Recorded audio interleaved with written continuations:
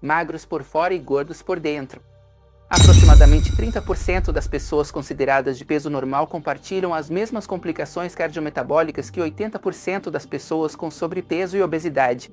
Então fica até o final deste vídeo para descobrir do que se trata. Todos sabem que pessoas com sobrepeso e obesidade têm muito mais risco de ter pressão alta, diabetes mellitus, colesterol alto e triglicerídeos elevados. No entanto, existe um grupo da população considerado normopeso, ou seja, com peso normal, que compartilha todas essas características metabólicas das pessoas com obesidade e sobrepeso. A primeira coisa que vamos fazer é definir o que é uma pessoa com peso normal. E vamos fazer isso seguindo os critérios da OMS, que é através do índice de massa corporal. O índice de massa corporal é uma fórmula matemática que determina o peso da pessoa dividido pela altura ao quadrado. Toda pessoa cuja divisão do peso pela altura ao quadrado está entre 18,6 e 24,9 é considerada, portanto, normopeso, ou seja, tem um peso normal. Agora, para reforçar esse critério da OMS do índice de massa corporal, também quero te dar algumas ideias para que você se oriente sobre o tipo de pessoa a que estamos nos referindo neste vídeo.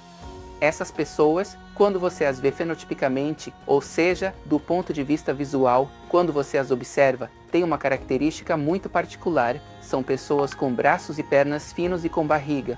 Isso tem uma tradução metabólica. Quando você tem braços e pernas finos, isso significa que nessas partes do corpo você tem pouca gordura e pouco músculo. Então, quando você tem barriga, significa que dentro da barriga, dentro das vísceras, há um grande acúmulo de gordura, ou seja, gordura visceral. Lembre-se de que a gordura do nosso corpo se divide em gordura subcutânea, que é aquela que fica debaixo da pele, e gordura visceral. Então, essas pessoas, como dissemos, têm pouco músculo e pouca gordura nos braços e nas pernas, e tem muita gordura acumulada na barriga. Portanto, esse é o tipo de pessoa de quem estamos falando neste vídeo. Quais são os critérios em que nos baseamos para dizer que essas pessoas com normopeso, ou seja, com peso normal, apresentam alterações iguais às pessoas com obesidade? Então, os critérios são os mesmos critérios que usamos para a síndrome metabólica. Ou seja, 30% dessas pessoas têm obesidade abdominal. Ou seja, tem uma circunferência abdominal, no caso dos homens, maior que 102 centímetros. Ou seja, quando medimos a circunferência abdominal, eles têm mais de 102 centímetros e, no caso das mulheres, mais de 88 centímetros. Esse é um critério. Segundo critério, triglicerídeos altos, ou seja, triglicerídeos acima de 150 mg por decilitro ou já estão tomando medicamentos para baixar os triglicerídeos no sangue. Terceiro critério, colesterol HDL menor que 40 no caso dos homens e, no caso das mulheres, menor que 50. Pressão arterial acima de 130 por 85 em ambos os sexos e uma glicemia de jejum acima de 100, ou seja, uma glicemia de jejum alterada. Agora, para classificar essas pessoas como pessoas com alterações cardiometabólicas, basta ter 3 desses 5 critérios. Ou seja, se qualquer pessoa que tem um peso normal e que apresenta essas características fenotípicas cumprir 3 desses critérios, considera-se que essa pessoa tem alteração cardiometabólica, mesmo tendo peso normal. Agora, neste estudo que estávamos analisando, não se fala sobre a insulina basal e o índice Omair. No entanto, a insulina basal é um exame que toda pessoa que apresenta essas características fenotípicas das quais falamos deveria fazer agora. Por quê? Porque se você tem a insulina basal e o índice Omair altos, essa é a causa pela qual você tem obesidade abdominal, pela qual você tem triglicerídeos altos, pela qual você tem HDL baixo, pela qual você tem pressão alta e pela qual você tem glicose de jejum alta.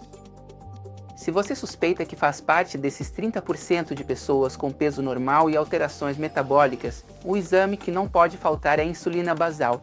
Por quê? Porque, uma vez que você faz o exame de insulina basal, se ela estiver alta e você apresentar essas alterações, simplesmente pode começar a mudar seu estilo de vida e modificar toda a sua situação cardiometabólica.